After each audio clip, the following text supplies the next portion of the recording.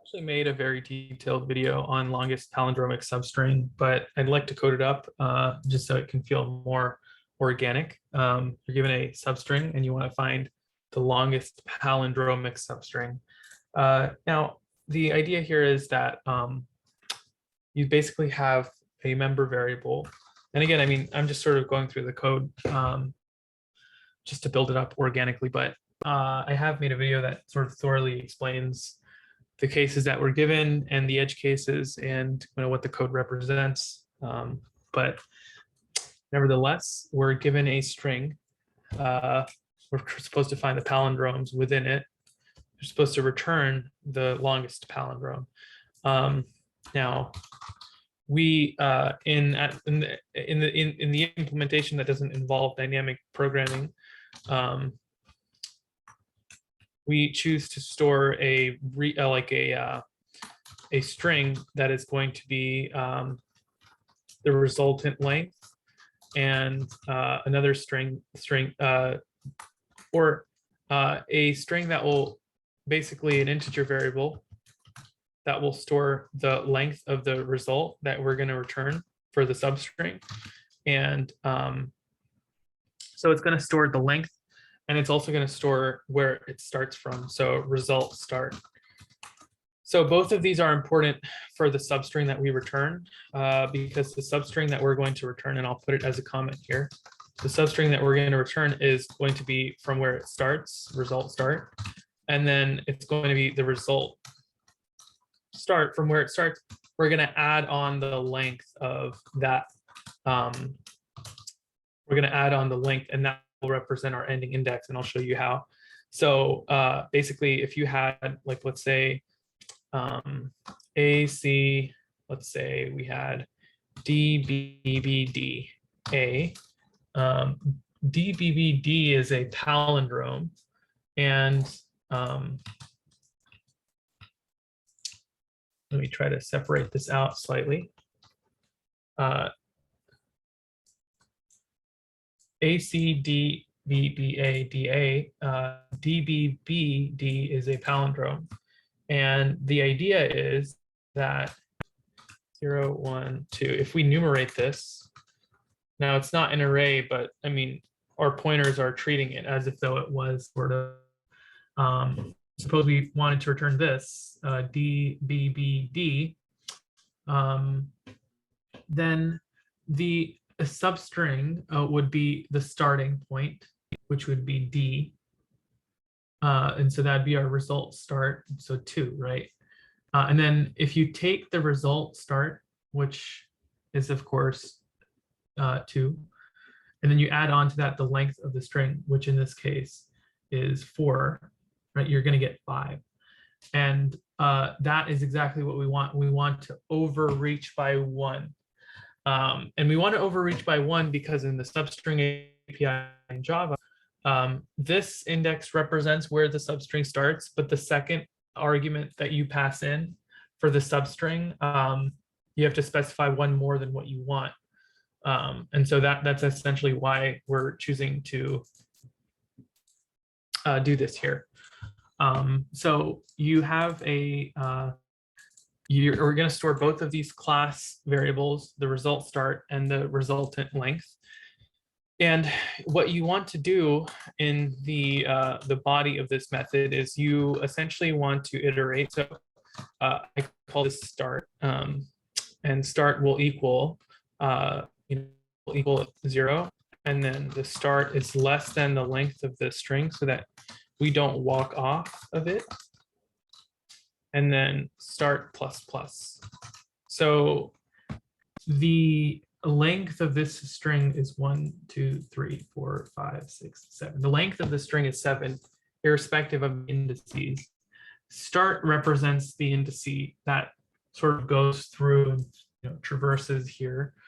And if we say that start is less than s.length, then we're saying that keep doing this iterative behavior in the for loop until start is less than s.length, until the total number of indices, which is 6, is less than the length of this string, which is 7. And this will be true until the end. But then as soon as start passes this point of 6 and becomes 7, they're no longer less than, they don't maintain this relationship, and so the for loop breaks. At any rate, what we'd like to do is we would like to call an expand search function, which will essentially take in the string s, and it will take in the indices for start. So at any given point, we basically have our pointer. We have our pointer. Both of our pointers would essentially be pointing to not the middle. I mean, I'm just giving you for a random iteration.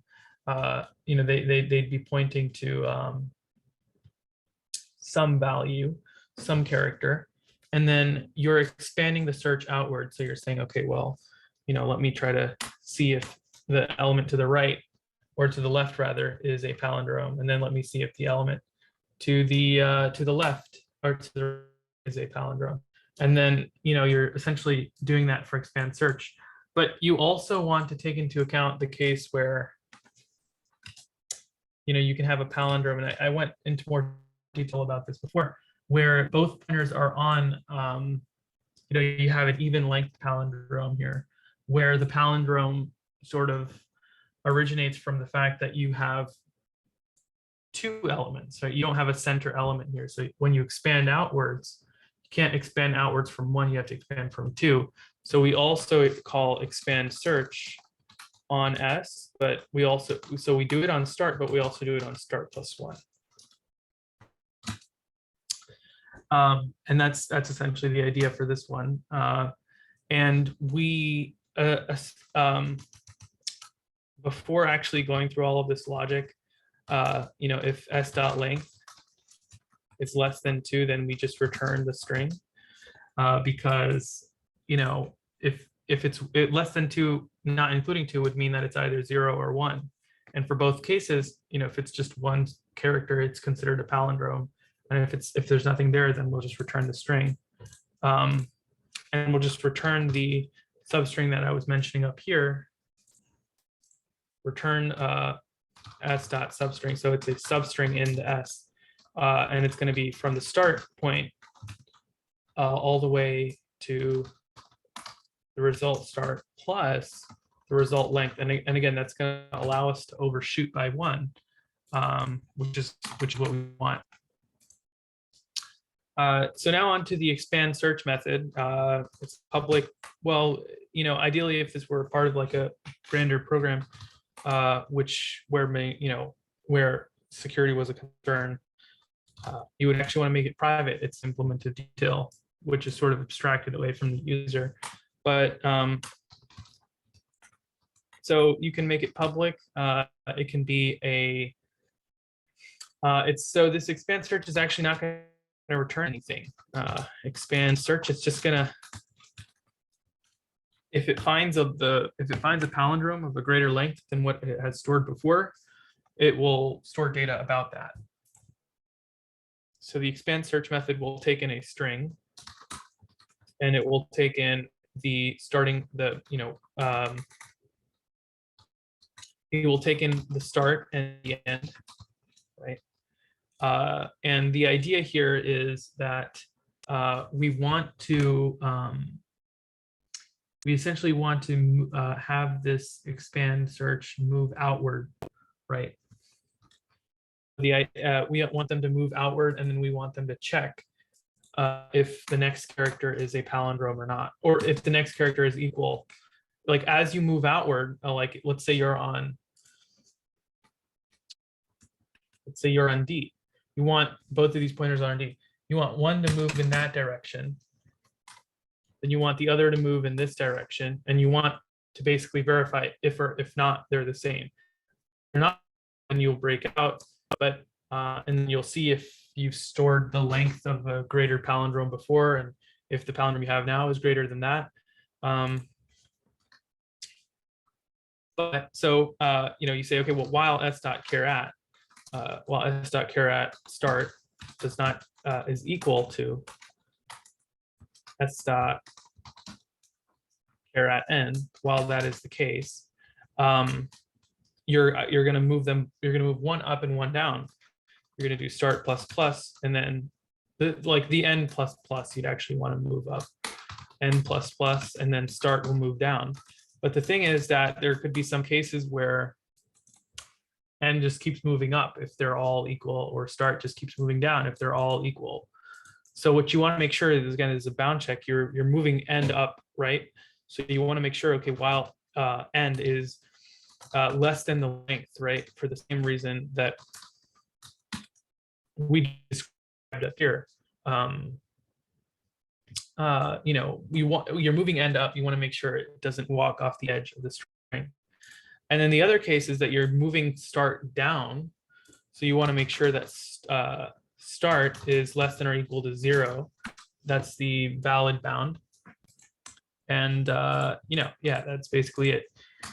Now, after you've done this process, after it has gone through moving up, it has found a case where it has either that palindrome is 1 or the length of that palindrome is 5 or whatever. But nevertheless, you want to store that recent length. And recent length will be end minus start minus 1. And that's just right minus start, right minus left minus 1. And if you want to know where this comes from, then I have a video on that explains that more in depth. But the idea is that if that recent length is greater than the result length, the answer that we're storing here, if that recent length is greater than the result length, then you want to store, okay, where does that start from? That start will result start is essentially going to be start plus 1. And I mean, if you want to know why it's start plus 1, again, I have a video on that. But the thing is that, if you really want to know why that's start plus 1, as you move up and as you move down, it has moved one past where it should. So let me try to present a case on this. Like if it's like A, D, let's see, B, D, E. Okay, let's suppose it started from,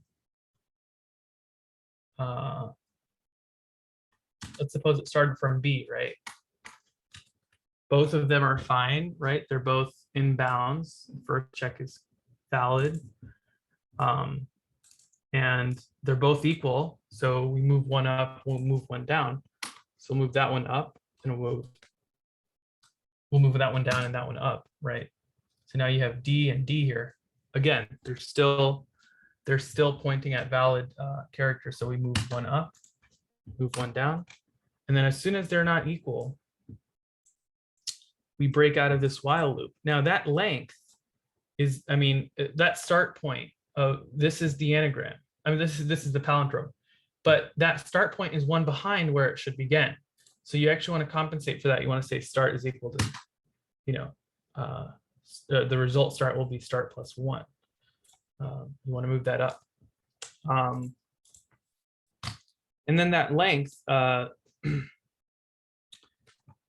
will just, what should we treat as the result length?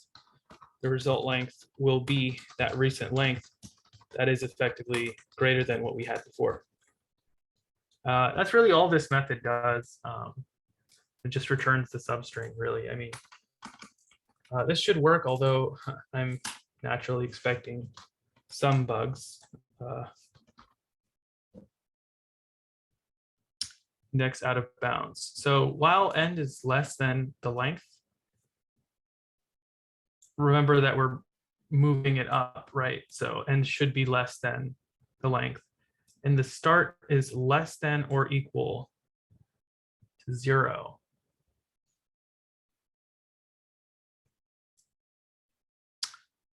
Out of range for -1.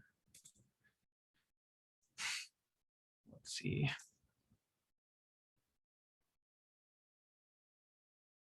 Right, so start length.